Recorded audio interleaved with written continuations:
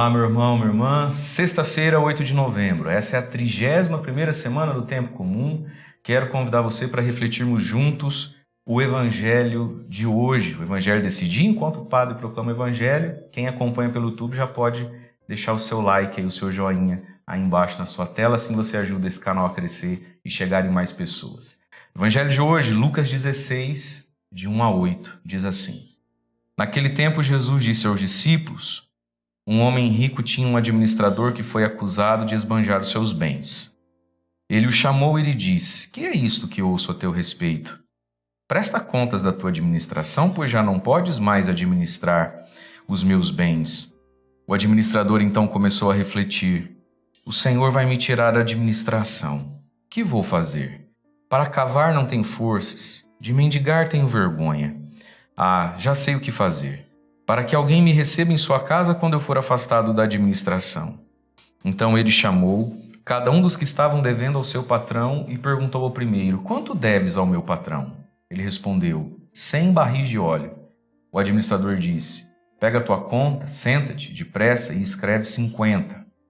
Depois ele perguntou ao outro: E tu, quanto deves? Ele respondeu: 100 medidas de trigo. O administrador disse: Pega a tua conta e escreve 80. E o Senhor elogiou o administrador desonesto, porque ele agiu com esperteza. Com efeito, os filhos deste mundo são mais espertos em seus negócios do que os filhos da luz. Palavra da salvação, glória a vós, Senhor. Irmãos e irmãs, o Evangelho de hoje é um grande convite a gente entender a responsabilidade nossa com a vida e com as coisas que Deus nos dá.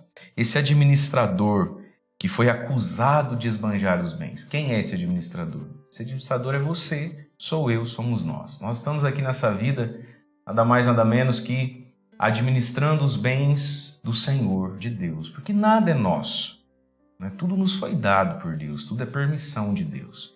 E, inclusive, aquilo que a gente conquista com esforço, com luta, com foco, né?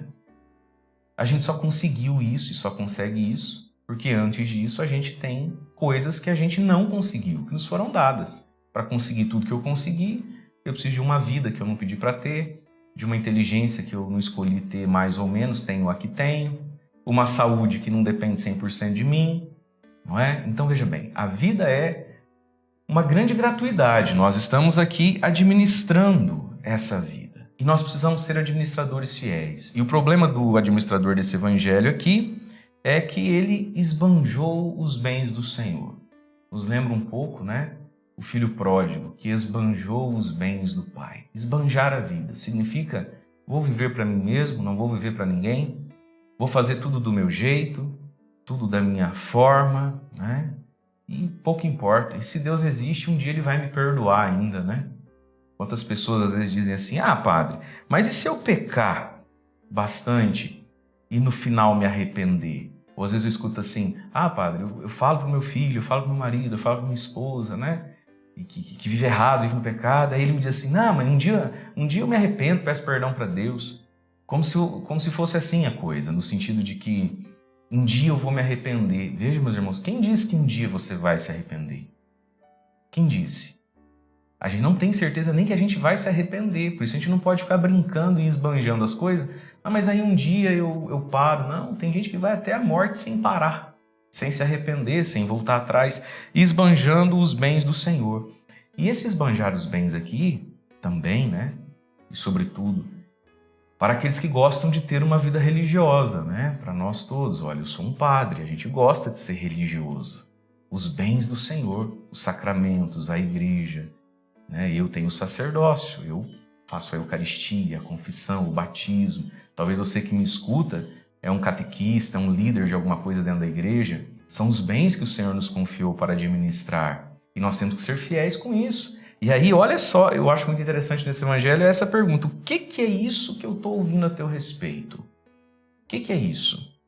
Presta contas da tua administração, porque você já não pode mais administrar os meus bens. Veja, o patrão aqui não deu nem a oportunidade do administrador falar: não, peraí, vou provar para o senhor que eu não fiz nada, não. Bastou a má fama, na parábola que Jesus conta, né, para o homem ser demitido. E aqui a gente aprende duas coisas na nossa vida prática. Primeiro, a feiura o perigo e o quanto é grave a fofoca. Olha, um homem perdeu o emprego porque perdeu a boa fama. O que é isso que eu estou ouvindo falar de você? Não, ó, faz o seguinte, faz o balancete aí, meu amigo, e vai embora. Eu não vou ter comigo, como administrador meu, alguém que é mal falado assim. Por isso, minha gente, o poder destruidor da língua, né? A gente, às vezes, destrói uma pessoa destruindo a sua boa fama. E poderia até ser que essa pessoa aqui fosse honesta. No caso aqui, não era. Mas o que eu estou querendo enfatizar com você é isso aqui. Você entendeu. O que é isso que eu estou ouvindo? Presta conta e vai embora. Eu já não posso mais confiar em você. O poder destruidor da fofoca, da calúnia, né, sobre a imagem dos outros. Mas aqui tem um outro ensinamento também para a nossa vida prática. A importância, né, da gente se cuidar e, na medida em que for possível, mantermos a nossa boa fama e o nosso bom nome. Porque se a gente perde isso, a gente perde muita coisa. E muitas pessoas têm dificuldade, às vezes até dentro da igreja, de recomeçar a vida, porque carregam o peso da má fama, né? Teu passado te condena. Você viveu de um determinado modo, foi um tipo de gente até hoje. Eu entendo, agora você encontrou Jesus, você se converteu, você se tornou devoto da Virgem Maria, você quer fazer as coisas todas certas, mas as pessoas, padre, desconfiam de mim. Meu irmão, leva tempo agora para desfazer essa má fama, né? E aí nós vemos, então, Jesus fazendo um elogio na boca desse patrão, último ponto da nossa reflexão aqui, né? Fazendo um elogio à esperteza. Até parece que o Evangelho está nos estimulando a sermos safadinhos, picaretas. Não é isso, não. Mas Jesus termina dizendo, né? Com efeito, os filhos desse mundo são mais espertos nos seus negócios do que os filhos da luz. E daqui o que a gente pode entender? Em primeiro lugar, é preciso sim alguma esperteza nessa vida, minha gente. Não a esperteza de passar o outro para trás, mas a esperteza de manter as amizades. Quando esse homem aqui diz assim, quanto é que você está devendo para o meu patrão? 100? Escreve 80. Quanto você está devendo? 50? Escreve 30, escreve menos. Ou seja, ele está tirando a parte do lucro dele, porque era isso que o administrador naquela época fazia. Ele administrava os barris de óleo e o trigo em nome do patrão e tirava a sua margem de lucro. Quando ele diminui o quanto o outro deve, ele está tirando dele mesmo, né? E está ficando amigo daquele que era devedor, porque você viu, daqui a pouquinho ele vai ser mandado embora e ele vai precisar de algum lugar para morar, ele precisa recomeçar a vida. Portanto, o que esse homem pecador está nos ensinando? Mantermos portas abertas na nossa vida. A pessoa que eu firo hoje, a pessoa que eu ofendo hoje, a pessoa que eu trapaceio hoje, a pessoa que eu agrido hoje, pode ser a pessoa da qual eu vou precisar daqui 2 semanas, 1 mês, 6 meses, 2 anos lá na frente, e aí a porta está fechada. Então essa esperteza do mantermos portas abertas, né? Olha, quantas pessoas têm fé, rezam, buscam, mas são pessoas que só sabem fechar portas, e por onde passam, portas ficam fechadas, pessoas insuportáveis. Esse homem nos ensina algo, olha só. Até o pecador tem algo para nos ensinar, né? Agora, um outro ensinamento também dessa frase. Com efeito, os filhos desse mundo são mais espertos em seus negócios do que os filhos da luz. Significa também que quem é filho da luz não está e não deveria mesmo, não precisa tanto, né? Estar tão imbuído dos negócios desse mundo. Porque nós temos um negócio, bem entre aspas aqui a palavra, né?